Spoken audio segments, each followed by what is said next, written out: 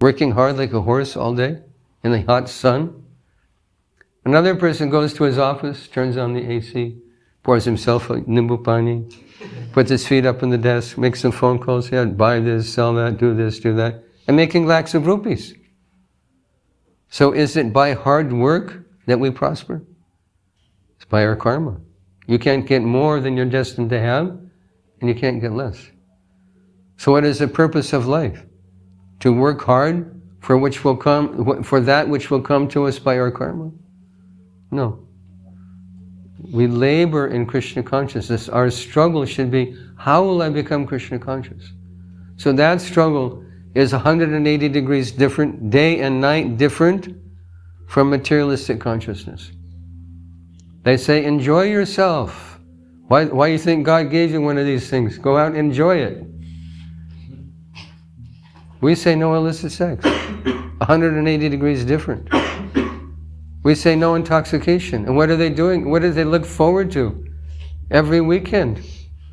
Becoming intoxicated, dancing like a fool, vomiting, waking up on your own vomit, acting like an ass, wasting your money, destroying your health, and that's how you enjoy? That's happiness for you. What are they thinking? They become like foolish animals. And we say no intoxication. We say no gambling. There's a good reason for that.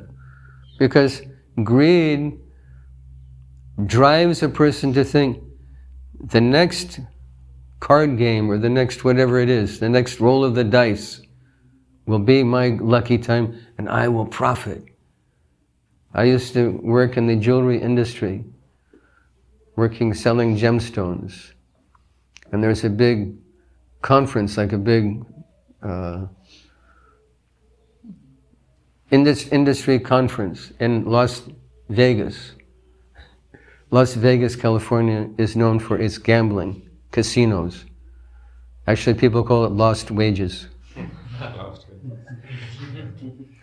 So you go there and you see huge rooms full of people with these machines. You pull the lever and ding, ding, ding, ding, ding, ding. Wow, I made 50 quarters. But stupid, you put 60 in to get 50 back. They call it one-armed bandit.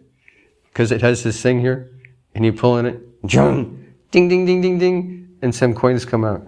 But it's eating your coins, it's eating your money. But why do they do it? Because they think, I will profit. I will hit the jackpot. I will enjoy.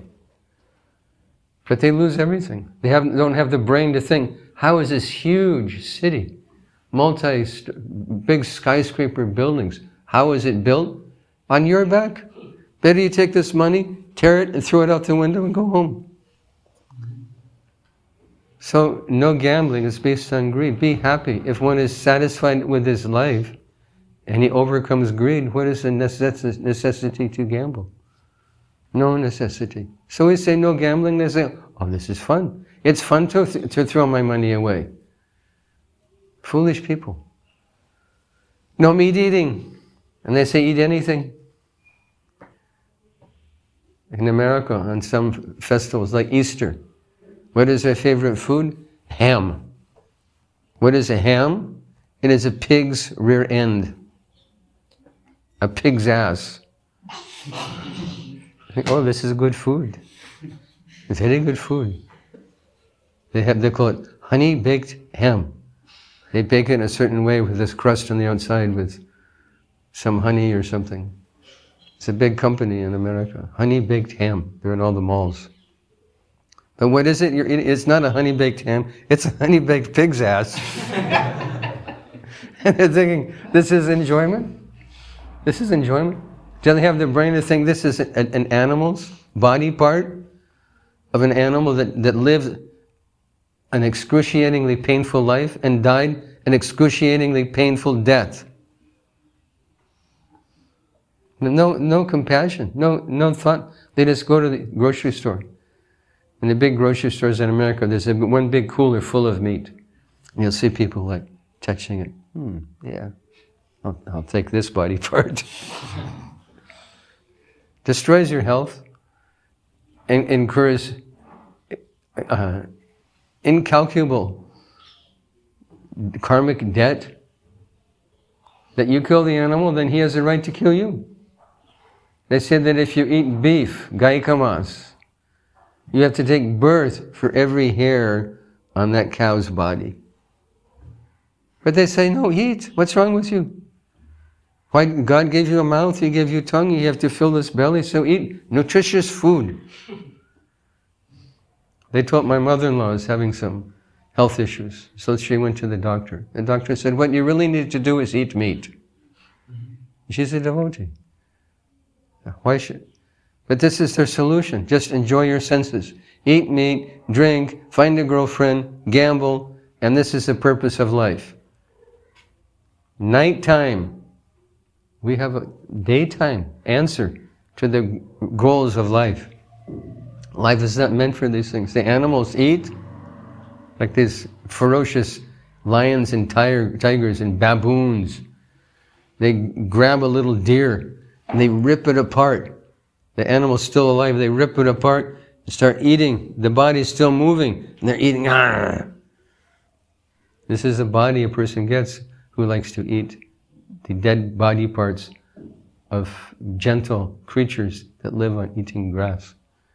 Be a ferocious animal, a lion, a tiger. If this is dear to you, if this kind of foodstuff is dear to you, then take this kind of birth. But this is what they think is the goal of life. This is nighttime for the soul. People are just coming home and we're just getting up, right? It's Sunday morning, they've been out Saturday night all night long. They're just coming home and we're getting up. To do what? Worship the Lord. This is their nighttime. This is our daytime. So life is meant to shine the light of Krishna consciousness in a person's life. And this is Bhagavatam. Krishna swadamo pagati dharma jnanadi bisaha kalo nashtadishamesha puranako dunodita. So this Srimad Bhagavatam is as brilliant as the sun. And it has appeared just after the disappearance of Krishna, accompanied by knowledge, religion, etc. Persons in this dark age of Kali will get light from this Purana, Srimad Bhagavatam, to show us what is the goal of life, what is the difference between night and darkness, day and night. Bhagavatam, to shed light. Oh, there's more to life than animal life? Because if a human being imitates the activities of an animal, how is he different from an animal? Am I right? They're walking on two legs, but they're pashu. Dvipada, pashu. They're walking like a human being, but their activities, if you examine them, are exactly like those of an animal. They have no other interest in life. Why do they work hard? Sita atapa bhakta varishana idhina jamani jagire Vipale sevinu kripana durajana chapala sukala balagire. Govinda Das sang. And the blazing fire, blazing heat of the sun, and the wind, and the rain, and the snow, and the cold weather, they're working hard. For what? Chapala sukh.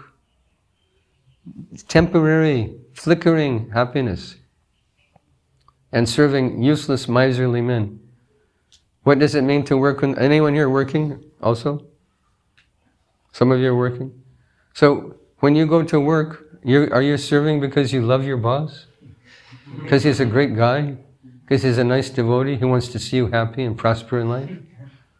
What does it mean to work in the material world? You work just enough so you don't get fired, and he pays you just enough so you don't quit. Isn't it? It's a business transaction. He doesn't care about you. Go to hell, just do your job. And here's some few rupees. Just enough so you can put food in your mouth. There's no love. There's no respect. There's no relationship. The only relationship is exchange of money. I'm working for you, not because I like you, because I respect you, because I want money. And he's paying you to do a job. Vipale sevinu kripana duraja. Useless, miserly men. And what is it? Vipala sevinu. It's fruitless. Let's say you work for a company and you get ahead in life and you accumulate a lot of money. at the end of your life, when you stand before Yamaraj, can you show your bank balance? Yamaraj, I'm crorepati. So sorry. Chalo, we're taking you. What do they say? B.Tech, M.Tech, MBBA. So sorry, chalo. Is your education your asset at the end of life? Is your bank balance your asset at the end of the life? It's not. What is our asset? Our bhakti. Whatever we've done in Krishna consciousness is our asset. So we should keep this in mind. Know what is our real interest in life. So, chapala sukha labha, all they want is sense gratification. Work hard like a horse for sense gratification. But what is that sense gratification? It's also flickering happiness. Bhagavad Gita explains, Adyantavanta konteya nateshu ramate buddha. It has its beginning and it has its end. So a thoughtful person doesn't take pleasure in the sources of misery, which are due to contact with these senses and sense objects. Yehi sansparsa jaboga dukkha yone ebite. And it's a cause of our unhappiness. Where is unhappiness born? How do we become unhappy? Sansparsh bhog, enjoying sense gratification. Krishna says, dukkha yoneya, this is where unhappiness comes from. But we're thinking, it will make me very happy to enjoy senses. But Krishna says this has its beginning and its end. Let's say, for example, you love pizza. You guys like pizza? Everyone likes pizza. You're not like an ISKCON devotee if you don't like pizza. You like pizza? Yeah, okay, you can join. So let's say you love pizza and you start thinking, oh, pizza, I want a big, greasy pizza with extra veggies. And you start eating. And the first piece you think you've gone to Swarga. And you're doing abhishekam for your tongue. You think, I'll have another. So we eat another piece of pizza. And another. And one more. See, the stomach is like a sadhu. When you have enough, you can't put more. But the tongue is like a prostitute, Vishya. Give me more, give me more, give me more. So you finish eating your pizza. You enjoyed like anything. What is left of the happiness you enjoyed eating pizza? Some lingering taste in your mouth? I can't eat more. Adyantavant has its beginning and it has its end. Isn't every category of sense gratification exactly the same? It's all like this. I will enjoy, it's gone. What to do? So we're looking for eternal happiness, unending happiness, anandam buddhi vardhanam happiness, that is ever increasing happiness, that has eternal scope for eternal happiness, increasing eternal, that is an ocean, ambudhi. Ambudhi means an ocean. Anam buddhi vardhanam, that increases as step by step of our progress in spiritual life. This is our proposition. This is the daylight proposition, the dark proposition, 180-degree different proposition. It's just enjoy. Enjoy chapala sukh, flickering happiness. How will it make you happy? What is the result? Edana jovana putra parijana iti keachi parati iti re. Kamala dala jala jivana talamala bhajahu haripara niti re. That everything you struggled for, your wealth, your edana jovana, your wealth, your youth, your family, can you hold on to it? What is money? Money belongs to somebody else. It's just an idea until you spend it, until you give it to somebody else. Money is always a problem in this world. If you have money, then you think, how will I keep my money? How will I protect my money? The government wants to take it. The thief wants to take it. My family wants to take it. How can I keep my money? It's a problem. And if you don't have any money, that's a big problem. So how to live with money? How to relate to money? You say, this is Krishna's. He'll provide whatever I need. Whatever I need, He's given. Eko bahunam jo vidadati kaman. He's supplying the necessities of every living being. He won't neglect me also. So whatever I get, you'll be happy. No mad pursuit of money, money, money. Brighter than sunshine, sweeter than honey. Paisa sab kuch hai. Money is everything. This is their consciousness. That's how they live. Such a sad life. So, Edana Jovana Putra Parijana, we can't hold on to these things. How is it? Srila Govinda Das Thakur gives a very nice example. He says, all of these things, our family, our wealth, our youth, is like a drop of water on a lotus pad. Lotus pad has a special characteristic. It's very waxy. It never gets wet. It's in the water, but it never gets wet. So if you put water, it beads up. So the slightest little breeze pushes that water into the pond. So he's saying our life is very temporary like that. At any moment, life is over. So why do we struggle so hard to be happy here? Better we struggle hard to be happy there, to go back to Godhead. This is the life of light and illumination and happiness, not the dark night of sense gratification, struggle for existence, how to keep food in my mouth, clothes on my back, roof over my head. This is animal life, the life of darkness. So we should understand, Prabhupada is saying two types of intelligent men. One type of intelligent man, he knows how to play the game, get ahead in life, make money, get the flat, get the car, get the girl, get material sense gratification. Then in a moment, it's over. In a moment. A close friend of mine went with his wife to celebrate her father's birthday. They got on the plane, they flew out to Los Angeles, California. They're sitting at the table, cake, ice cream, balloons, happy family time, happy birthday to you. She fell out of her chair dead. True story. He called me up in the middle, 1 o'clock in the morning, frantic. He thought she'd had a heart attack. It's called cerebral thrombosis, when a major blood vessel inside your brain bursts and you can't live. So in a second, from the greatest happiness, family time, cake, ice cream, laughing, joy, family happiness, love, so-called love of this world.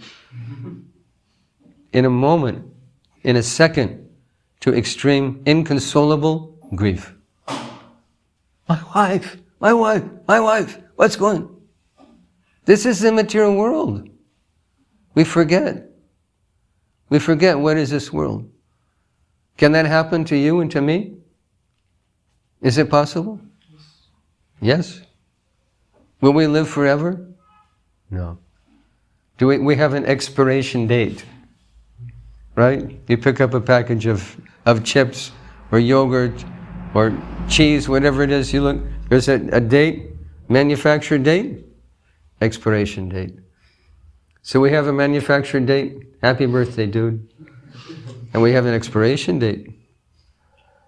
The date when our last breath comes and we can't stay in this body. So what is this? Why do we have to die?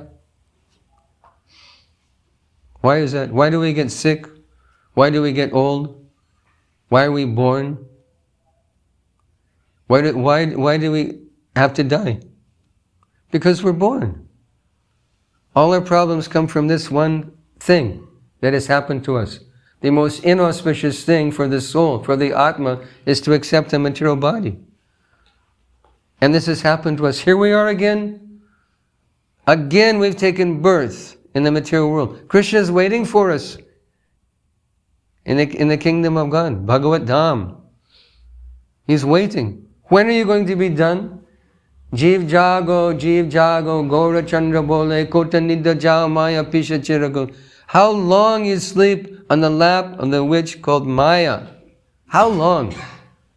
We've been doing this birth after birth after birth. And here we are again, did the same stupid thing, took birth in the material world. So how long are we going to do this? The goal of life is to leave this world, not to live here comfortably. Whatever comfort comes to us will come by our destiny. Prabhupada said, have a comfortable life. We're not interested in renunciation, in the ultimate issue, because renunciation will not give you bhakti. You know, Buddhists, Mayavadis, they do Krishna sadhana. It's a fall down if they eat one rasagula. They do extreme austerity, Krishna sadhana. Very, very simple life. But do they get Krishna? By their austerity, by their sacrifice? Impossible. So we do simple austerity and spend our time Shravanam Kirtanam, Vishnu Smaranam, Padasevam, Archanam Bandhanam Dasyam, Sakyam Atma Nivedanam, taking up the Navavida Bhakti, serving Krishna in 9 different ways. This is our wealth. When the last breath comes, what is your wealth? Your wealth is your bhakti, whatever progress you made. Neha bhikkamana shosti patyavayo navidyate swalpam apyasya dharmasya tvayate mahatobhaya. This is our wealth, whatever progress we've made in spiritual life. Don't doubt it. Last breath will come, expiry date is there. So when that comes, the devotee happily leaves this world. I witnessed the death of my godbrother. One of my many my godbrothers are leaving. We're all old men. How long can we stay? So he had serious sugar disease, kidney problem, his whole body shut down. So they're holding a picture. He's lying in bed, they're holding Prabhupada's picture over him. And a big kirtan going on. Lord Nishingadev's garland, chandan, tulsi, shalagram. So he's staring at Prabhupada's picture for like 20 minutes, staring without blinking his eyes. Tear came to his eye, he left this world. This is success. How to leave this world, not how to stay here. Enjoying senses, enjoying material life. Our perfection in life is how to leave this world. Chaktva dehum punar janma naiti mameti sorajana. To leave this world and go back to Krishna. Is there anything higher? Is there anything more, a greater achievement in life? What do you think? Nothing higher? So don't deviate. Don't be confused about the goal of life. Whatever you're meant to get materially will come to you by destiny. They say that a calf, vatsa, a baby calf, a baby cow, will find its mother. Out of 10,000 cows, it will find its mother. So our karma will find us, positive and negative. So what is the real struggle in life? The struggle should be how to become Krishna conscious. How to leave this world and never come back. Bye-bye material world, hello Krishna. Hello Goloka. This is the purpose of life. Anyone has any comment or question? Objection? Challenge? Come on.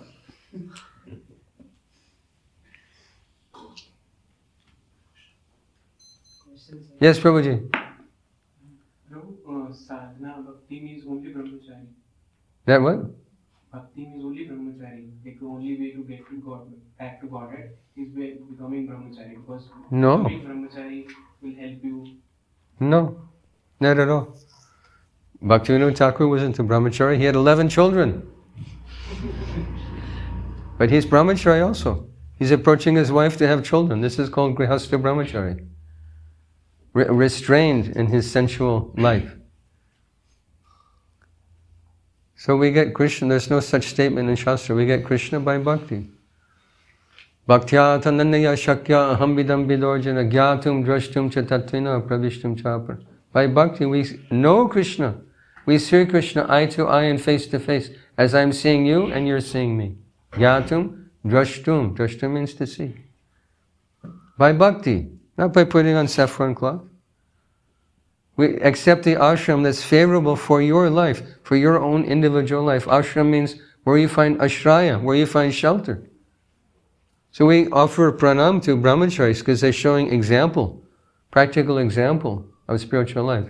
Complete dedication to Guru, God, and society. That's their life.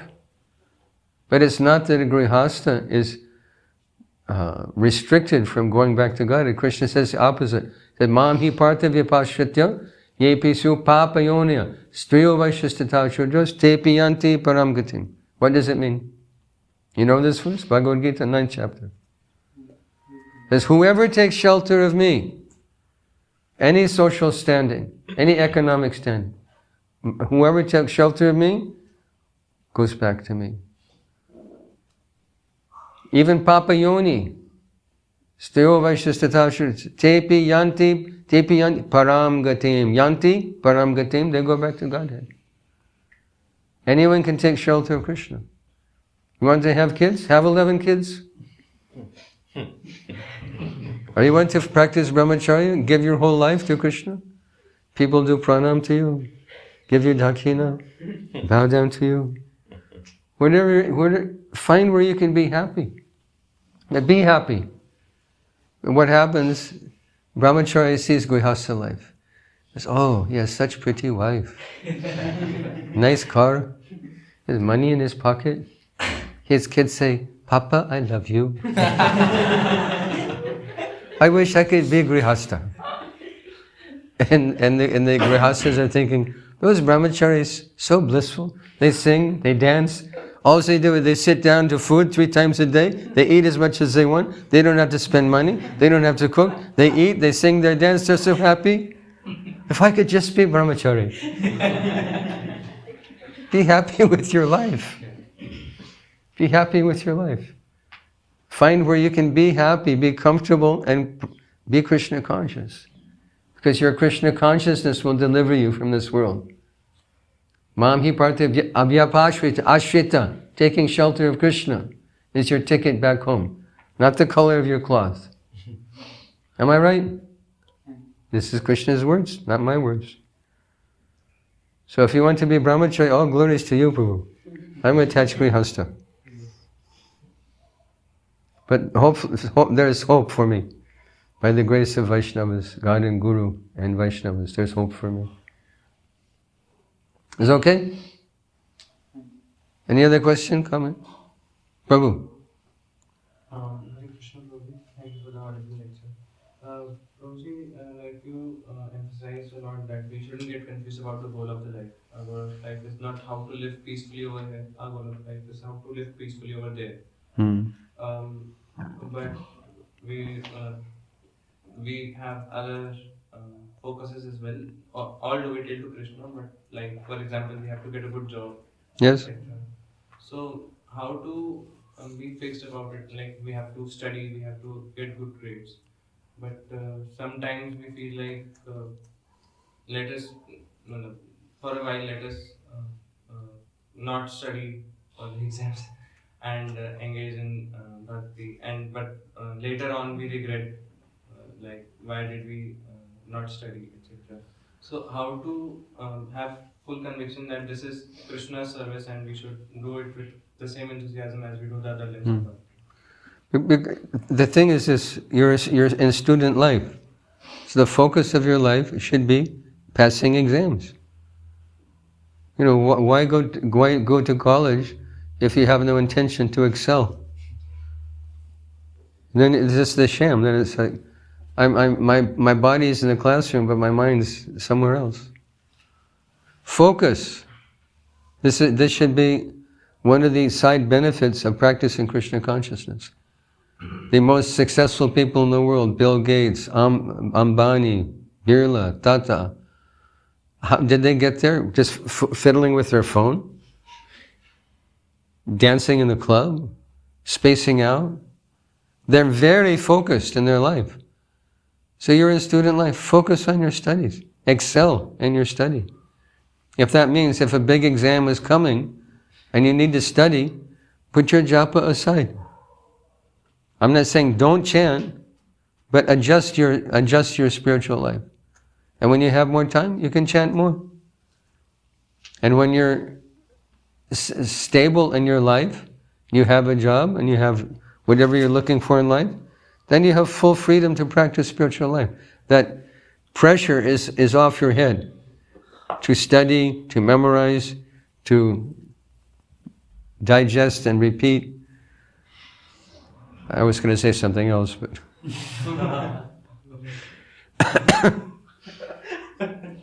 He's not as polite. You understand what I'm saying? It's a balancing act.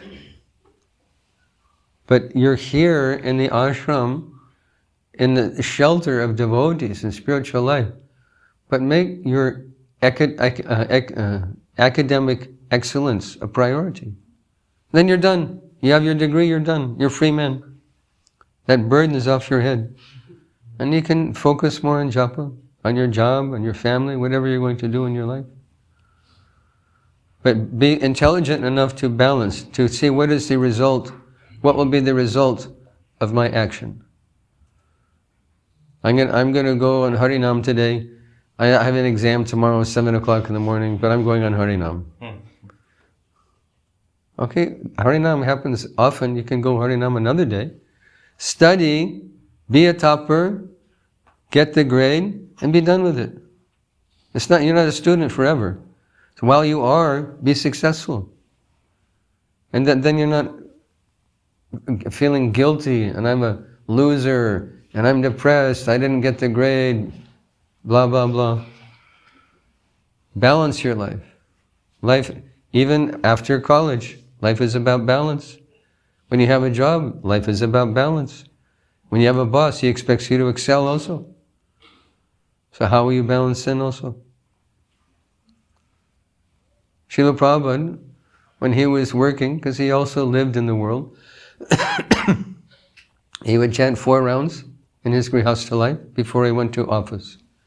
He'd come home, tiffin hour, chant 4 rounds, and when he'd come home at night, complete 8 rounds. Because Bhaktisiddhanta Saraswati Thakur expected grihasthas to chant 16 rounds. And Matvasis, those devotees living in the mat, to chant 1 lakh, 64 rounds. So Prabhupada had his schedule. He allocated time for all the important things in life, instead of wasting time. Our disease is that we waste time. We have time for Facebook and Twitter and WhatsApp and all this whole melange of social media. Then we wonder, I don't have time to chant my japa. What happened? Maya grabbed us. One person sent a clip to me. I also fall into this trap sometimes. Okay, let me watch it. It was about the dangers of media addiction. So part of the clip was they're interviewing these young girls, teenagers. They asked them, there's like 6 girls, how much time you spend with your mobile phone? The girl goes, 8 hours. 8 hours on TikTok and whatever. She asked another girl, how much time you spend? 6 hours. 12 hours. And it's come to a point where people, the point was made in this presentation, a documentary, that it's come to a point where people evaluate their social worth by how many likes they have. Not by being a football star or being a topper, but how many likes you have on your TikTok account or your WhatsApp account. Or right here, I've got 12,000 likes. Oh, accept my obeisances. What kind of life is that? And people sometimes get so depressed about it, they even commit suicide. They become so, if you really want to get down on yourself and feel unhappy, waste 3-4 hours with your phone. Guaranteed, you will feel unhappy. You'll feel guilty. You'll feel like a loser. Don't waste time. Be productive. Excel in your academic life, your academic career. Excel in your bhakti. Don't waste time. That's also important understanding. Okay? Good question. A lot of devotees experience that, Prabhu. Anything else? Prabhuji. Prabhuji, like you mentioned that we forget what this miserable material world is. So even after being in Krishna conscious, we heard so much, but we forget It's that again that 180 degree that again goes back to that same. Yes. Which I've been chanting, reading again the same thoughts. So how to be always alert? Don't worry, Maya will let you know. She'll give you a wake-up call, kick. Remember me? Boom! Dengue. Give you a good kick. Boom! Diarrhea. Give you a good kick. Accident. This is the world. This is the material world. Do those things happen? Of course they do. It's not that I'm a devotee. I've become immune from the miseries of material life. Devotees get old. Devotees get sick. You'll also get an old man. You become an old man. Your brain will fog, like mine. So what was that verse? What was that verse? What was that person's name? What was the name? What is the name of the city? Is this? What is that? Chandi something? Memory will fail you. Your body will disappoint you. Old age will come. Your senses become weak, become dull. Body becomes weak and decrepit. This is Maya's mercy on us. Why do you think we suffer in this world? Some people say, if God were merciful, if He really loved us, He'd make a world free from suffering. Does it make sense? Why do we suffer in this world? Philosophical question. Why is there suffering? What do you think? What's the answer? Desire to enjoy separately. Yes, that's a cause. But why is it arranged like that? Why not? If we desire to enjoy separately from Krishna, okay, enjoy separately from me, no problem. Be happy, enjoy it. Why is it like that? Just like a prisoner is put in jail. That's true, but why? Because our constitutional position is to serve Krishna. We were made for His pleasure, not for our own. Okay, but why? Because He's the supreme enjoyer. He's the only enjoyer. That's true, but why? So that we can remember the God. Yes, that's also true. Why is it set up like this? Go deeper. Why is it constituted in this way? When we enjoy material life, we suffer. Why not just enjoy? Why didn't Krishna arrange the world so you can just enjoy material life?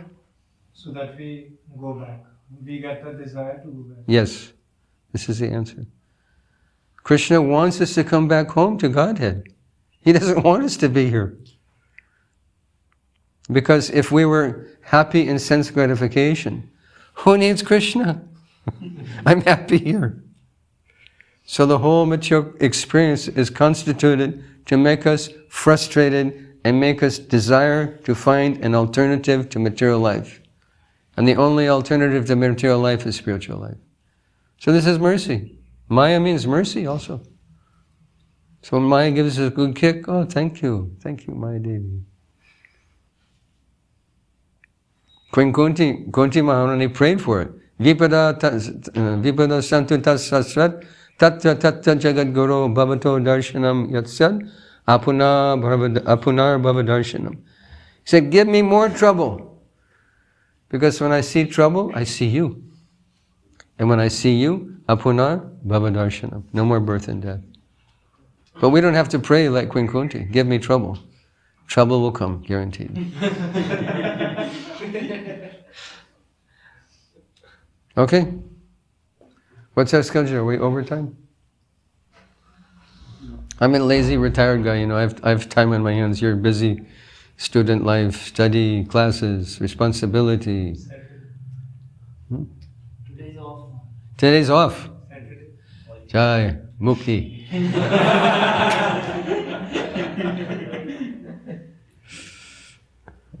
Anything else, Prabhu?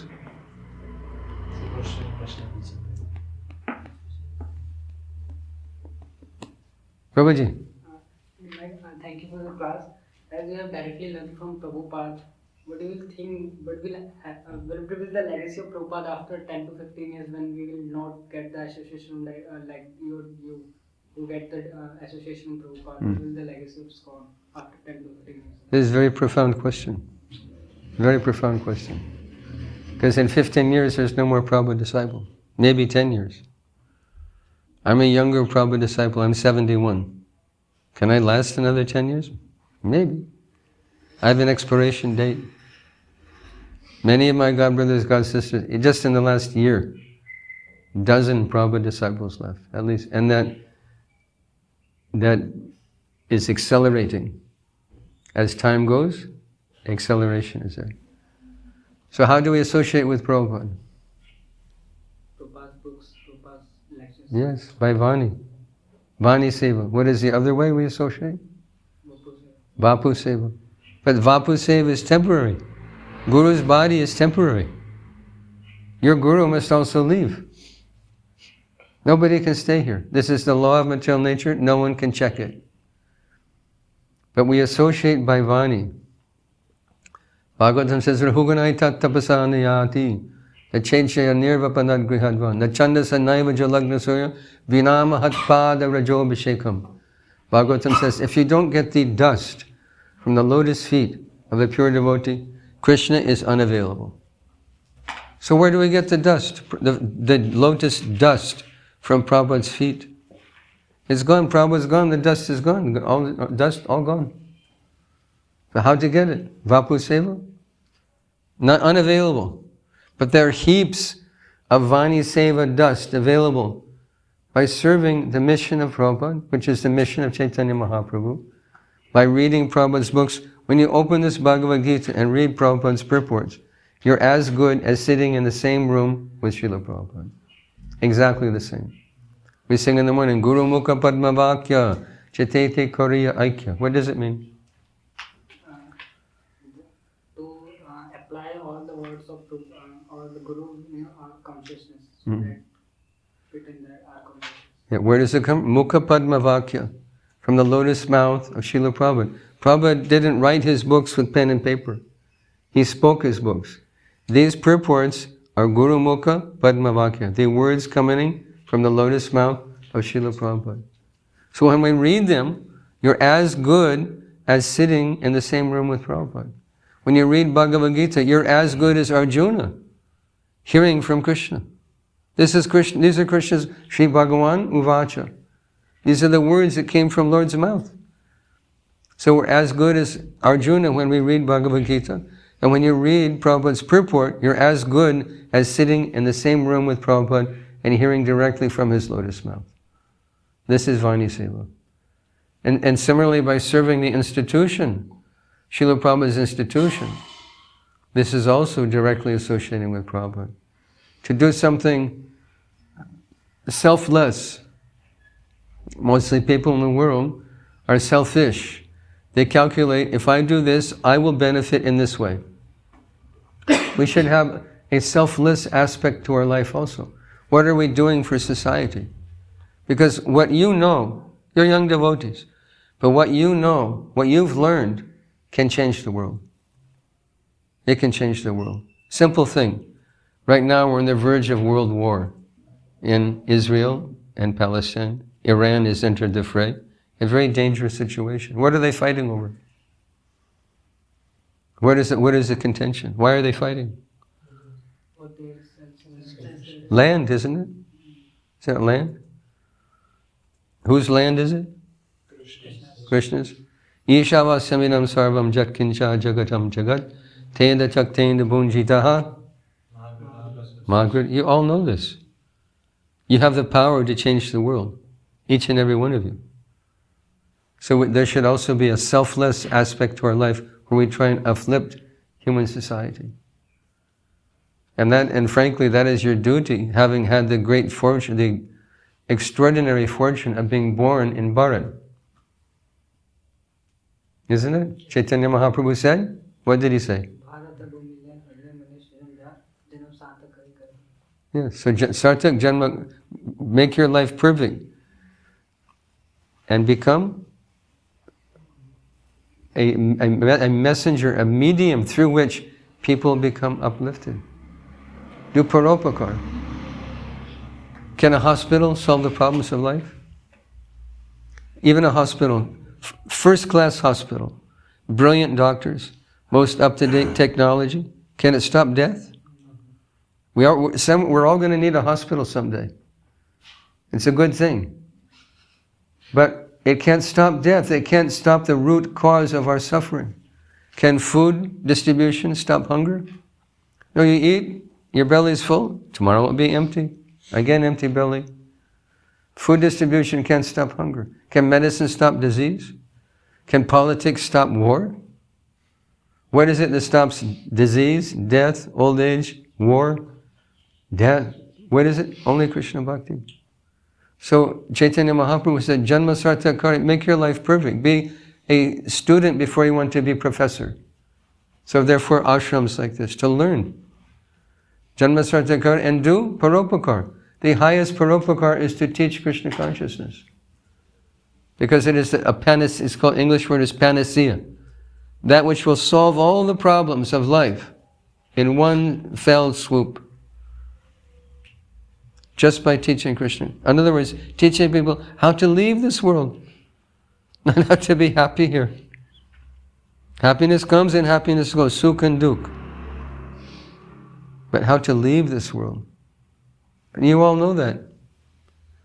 You can, each and every one of you can change, has the knowledge to change the world.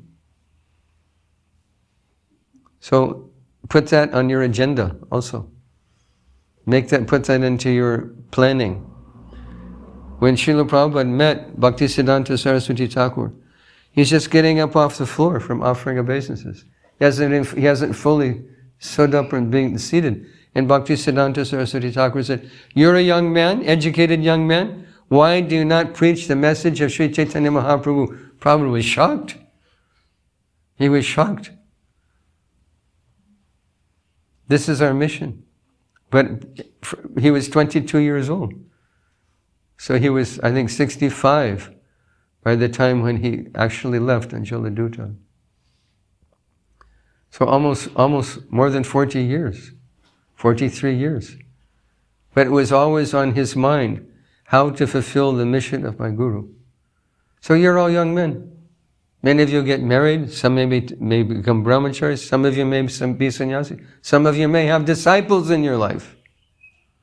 Who else is going to do it? The guy on the street? You're being trained for these things, to uplift society, to do paropakar. Because what you know can change the world. Think it over carefully. Put it, we say in English, at least keep it on the back burner. So sometime in your life, set aside time for selfless service. Not just selfish service. How will I benefit? My bank balance, my happiness, my wife, my flat, my car, I, me, mine. This is their mantra. I, me, mine, I, me, mine, I, me, mine, I, me, mine, I, me, mine. That's all they think about. Don't be selfish. Take advantage of the blessing that's come to you by being born in Bharat. 5th canto, Srimad Bhagavatam, 19th chapter, glorifies birth in Bharat. Even a dog born in Bharat is more fortunate than sinful people like President Trump. Because President Trump will go to hell, and the dog will go to Swarga at least. He's going up. Especially dogs in Mayapur. Mayapur is full of dogs. They'll all go back to Godhead. Sometimes we see them, we're doing Harinam, the dog comes, he's jumping. Or there's a funny story. There was a dog that would come into the temple room, and in front of Srila Prabhupada's Vyasasana, do Shastanga Dandavat Pranam. They said, get this dog out, get him out, get him out. They throw him out of the temple. Next day, there he is, Shastanga Dandavat Pranam. So they put the dog in a Sankirtan vehicle. They drove him 300 kilometers away. 3 weeks later, there he is. So he's a devotee dog that made some great, serious aparad and was forced to take birth as a dog. Neha Vikramanam Shosti Patyavayu Nividite. Krishna says, whatever you do, it's your good fortune. It goes with you, even in the body of a dog. But don't take birth as a dog. Lead a saintly life. Be a gentleman in your life. And try and help other people. And you'll be, and as you go back to Godhead, Those people that follow you will also go. Dharma sitattam, Mahabharata says, Dharma sitattam vihitam guhayam, mahajano yena katasapanta. Dharma is guhayam, not easy to understand. How do we understand Dharma? Mahajano yena katasapanta. Follow the panta, the path trod by previous acharyas. They're going back to God, and if we walk the same path they walked and follow them, we will also go. So as you're following, someone should follow you in your life. Become Janma Sartakari, make your life perfect. And people follow you back to Godhead also. All of you. Sacred duty. This is Dharma. Bhagavad Dharma.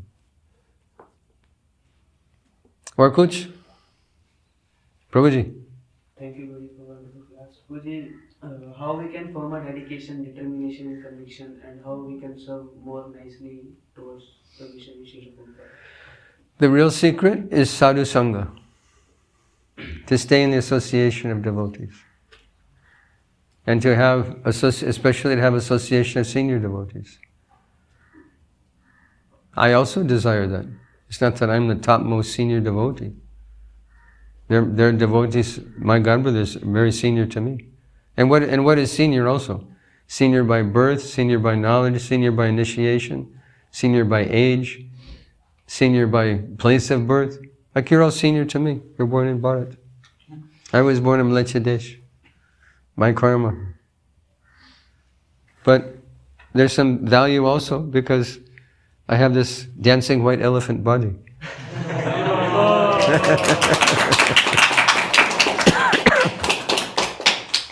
And if you give class, Bhagavad Gita, Bhagavad Gita. But if a Gora is quoted, did you hear that? That Gora, he's quoting Bhagavad Gita. Isn't that amazing? The same principle is applicable if you go to America. Because of your birth, people think you must know something about Dharma, about yoga, about vegetarianism, karma, all these esoteric topics that are inherent in your country. Namdandu Pranam. This is how so many Americans get cheated. These bhogi yogis come, big long beard, Rudrakshamala, saffron cloth,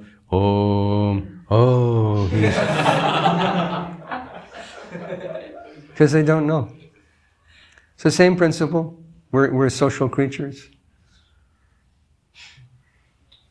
So you can travel, you're all English speakers also. You can travel anywhere in the world and preach Krishna consciousness because there'll be someone who can translate for you. You can go to China. And many Chinese speak English. They can translate for you. You can preach in China. You can go to Africa. You don't speak Swahili or Zulu, but you can go and someone will translate for you. You can preach in Africa, in China, all over Europe, Czech Republic, Italy, Spain, Portugal, Germany. No, sprechen Sie Deutsch. You don't speak German. When someone speaks English, they can translate for you because you speak English. So see the potential you have in your life. So set time aside for that sometime in your life to take up the mission of Lord Chaitanya Mahaprabhu. But be a student before you want to be professor. Take advantage of the educational opportunities, spiritual educational opportunities you have here in the base group. And progress on both sides. Our progress should be like rail tracks. One side, your Krishna Bhakti, the cultivation of knowledge and Bhakti, Jnana Vairagya. Other side, your career. And how far can you go with that? But they're parallel tracks. Most devotees need this parallel track system. Go far in your life with both tracks in your life. I also worked in the world. I worked for 20 years. I was sonar, a goldsmith, fixing watches, fixing rings, setting diamonds, rubies, soldering chains, sizing rings.